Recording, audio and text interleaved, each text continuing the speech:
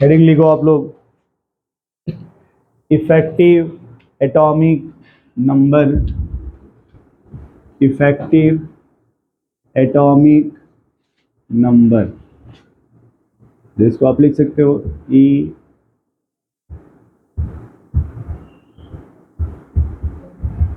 Effective atomic number. ये दिख रहा नहीं है, रेड कलर का, बहुत का रेड हो गया है, ठीक है। अब देखो आप, ये इफेक्टिव एटॉमिक नंबर का मतलब ये होता है कि जो इफेक्टिव एटॉमिक नंबर है ना, इफेक्टिव एटॉमिक नंबर बराबर होता है Z minus oxidation number plus 2 into coordination number, 2 into coordination number. इसको अगर एक मिनट में अगर इसका मतलब समझा जाए, इसका एक लाइन में अगर मतलब ये होता है कि जो सेंट्रल मेटल एटम होता है ना, या फिर उस पर चार्ज है तो उसे क्या बोलेंगे आप, आयंस। जो सेंट्रल मेटल एटम या आयंस है, उस सेंट्रल मेटल एटम पे total number of electron, total number of electron कितना है, उसी को क्या बोला जाता है, इफेक्टिव एटॉमिक नंबर। एक बात सोचो आप, जैसे मान लो आपका क्या नाम है भाई, सचिन जी, आपने किसी को 10 रुपये, मतलब आपके पास मान लो यार पैसे के हिसाब से कि आपके पास कितने रुपए थे, 100 रुपया, आपने किसी को 10 रुपया दे दिया यार, और फिर कुछ लोगों ने आपको मान लो 200 रुपया दे दिया, कितना दे दिया आपको। अब बताओ आपके पास टोटल सचिन जी के पास कितने पैसे होंगे, 200। मान लो ये 100 रुपया पहले था, ये आपने किसी को दे दिया, इतना आपको मिल गया। अगर देखा जाए टोटल तो 300 - 10, मतलब आपका 290 नेट हो गया आपके पास। केमिस्ट्री में इसी को क्या बोला जाता है, इफेक्टिव एटॉमिक नंबर। और जो आपने ये दिया ना 10 रुपया, इसको बोलेंगे ऑक्सीडेशन नंबर, इसे क्या बोलेंगे आप। और जो 200 मिला ना आपको, इसको बोलते हैं कोऑर्डिनेशन नंबर, 2 इंटू कोऑर्डिनेशन। देखो रीजन क्या होता है, यदि 1 कोऑर्डिनेट बॉन्ड का फॉर्मेशन होता है, कितने कोऑर्डिनेट बॉन्ड का, तो एक कोऑर्डिनेट बॉन्ड में 2 इलेक्ट्रॉन इन्वॉल्व होते हैं।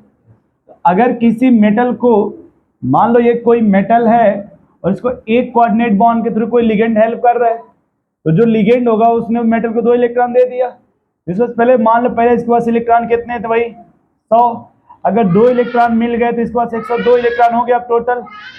अगर एक और कोऑर्डिनेट बॉन्ड बन गया, 2 इलेक्ट्रॉन और मिल गया, मान लो इधर से एक और कोऑर्डिनेट बॉन्ड बन गया, एक और मिल गया, एक और बन गया, एक और मिल गया, इसने किसी को दे दिया तो उतना घटा देंगे, उसी को क्या बोला जाता है, ऑक्सीडेशन नंबर। आपने जो दिया ना सचिन जी किसी को कितना, उसी को क्या बोलेंगे आप। और आपको जो लोगों ने दिया उसे क्या बोलेंगे आप, 2 इंटू कोऑर्डिनेशन नंबर होता है, 2 इंटू कोऑर्डिनेशन नंबर। इतना नोट करो भाई, मिटाना किस जरिए से। ये चाहे तो साइड में लिख सकते हो आप, सचिन बराबर 100 रुपया, ये कोड है, समझ पा रहे हो आप। और साइड में छोटा सा लिख लो आप, सचिन बराबर 100 रुपया, और रोशन बराबर 20 रुपया माइनस, है ना। अब पापा बराबर 200 रुपया, टोटल कितना हो गया आपके पास, 290, ठीक है। अब इसमें आप लिख लेना,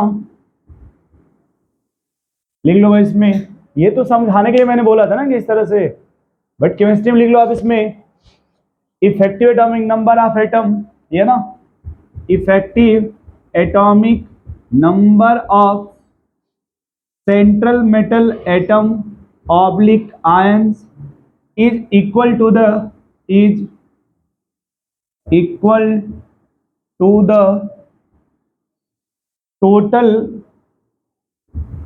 number of electron, total number of electron present in it, present in it after the complex formations, after the complex formations, after the complex formations। कि जब कॉम्प्लेक्स का फॉर्मेशन होगा तो उसमें जो total number of electron central metal atom के पास होगा उसी टोटल नंबर ऑफ इलेक्ट्रॉन को ही क्या बोला जाता है भाई, इफेक्टिव एटॉमिक नंबर। ये देखिए फिर से आप, जो टोटल नंबर ऑफ इलेक्ट्रॉन है after the formation of complex, इसी आप टोटल नंबर ऑफ इलेक्ट्रॉन को ही क्या बोलेंगे आप, इफेक्टिव एटॉमिक नंबर। अब जैसे यहाँ पे एक एग्जांपल लिख लो आप, K4FeCN6, ठीक है, K4FeCN6। अब देखो भाई फटाफट, सबसे पहले आप ऑक्सीडेशन नंबर निकाल लो सेंट्रल मेटल एटम का। सुन पा रहे सचिन जी? सबसे पहले क्या निकालेंगे आप? Oxidation number of central metal. देखो अब जिस मेटल का निकालना होता है उसको वो X मान लेते हैं। ये पोटेशियम पे एक प्लस होता है, 4 पोटेशियम डायरेक्ट +4 हो जाएगा। ये साइनाइड निगेटिव लिगेंड है, निगेटिव में भी इसको बोलते हैं कि सर ये मोनोडेंटेट है, मतलब इस पे एक निगेटिव होता है, तो 6 होगा तो ये -6 हो जाएगा। बराबर कॉम्प्लेक्स पे कोई चार्ज नहीं है, तो ये 4 से -4 कट जाएगा, x - 2 बराबर 0 आएगा, फिर x की वैल्यू जो होगी वो +2 हो जाएगी। समझ पा रहे सचिन जी कैसे? देखो यार, मान ले प्लस पर -6 है कि नहीं, जोड़ भी देंगे तो -2 बचेगा इधर, तो उसको इधर भेज दीजिए आप। तो ये जो प्लस है ना, ये ऑक्सीडेशन नंबर है सेंट्रल मेटल एटम का, ये ऑक्सीडेशन नंबर किसका है? और ये जो ये साइनाइड है ना, ये CN, ये होता है मोनोडेंटेट। ये कैसा लिगेंड है?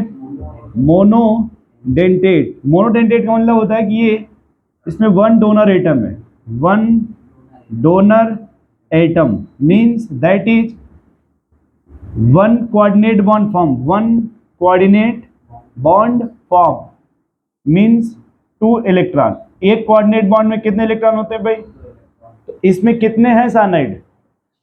तो यदि एक कोऑर्डिनेट में 2 इलेक्ट्रॉन है तो 6 कोऑर्डिनेट में कितना हो जाएगा? फिर 6 × 2 कर दीजिए, 12 इलेक्ट्रॉन हो गया। तो 12 इलेक्ट्रॉन उसको मिल रहा है, किसको? सेंट्रल मेटल एटम को। और 2 इलेक्ट्रॉन वो किसी को दे रहा है, 2 इलेक्ट्रॉन वो लॉस कर रहा है भाई, +2 आ गया ना। इसका मीनिंग होता है कि जो सेंट्रल मेटल एटम वो 2 इलेक्ट्रॉन लॉस कर रहा है और उसे कितना मिल रहा है? 12 इलेक्ट्रॉन। अब उसको इस फार्मूले पर रख दो आप। Z मतलब होता है एटॉमिक नंबर, ये जो Z है ना, Z का मीनिंग होता है atomic number of central metal atom, atomic number of central metal atom. तो आयरन का एटॉमिक नंबर कितना होता है भाई? एटॉमिक नंबर कितना होता है? 26। ऑक्सीडेशन नंबर कितना है? 2। कोऑर्डिनेशन नंबर कितना है? 6।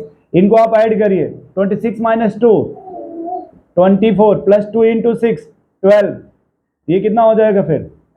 36। तो इसका जो इफेक्टिव एटॉमिक नंबर वो कितना आ रहा है? 36। अब आप K3FeCN6 का आप कैलकुलेट करो। आप एक मैंने लगा दिया ना, एक आप लोग कैलकुलेट करो K3FeCN6 का।